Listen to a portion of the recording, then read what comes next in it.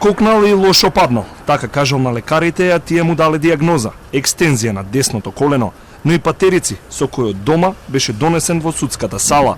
Обвинетиот Милијан Акиевски 10 дена се лекува од сериозна повреда на коленото, но медицинската експертиза не беше доволна за судечкиот совет во предметот за Сончевград Топлик да го одложи закажаното рочиште. Траеше кратко како што наговести судијата, но доволно за судот да го чуе и прифати предлогот на обвинителот Бурим Рустеми за одбивање на доказите кои одбраната ги достави на самиот крај од доказната постапка. Судот, освен што одлучи да нема изведување нови докази, закажа и завршни зборови во февруари.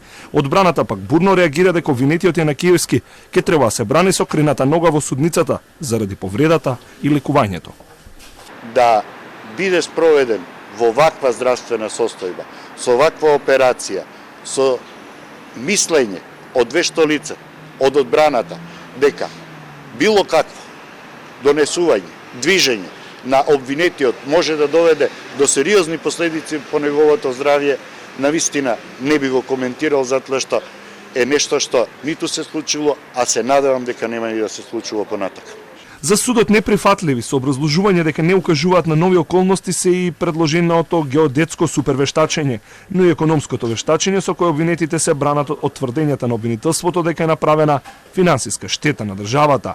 За судот непотребни се и сведочењата на поранешниот вице-премиер Владимир Пешевски, Сашо Срцев, Ацо Костадиновски и Шпреса Фетако, учесник во постапката за јавно наддавање на градежното земјиште, каде што требаше да никне елитната населба Сончевград. По 4 години судење, една од првите истраги на поранешното специјално јавно обвинителство влегува во последната фаза до првостепената пресуда.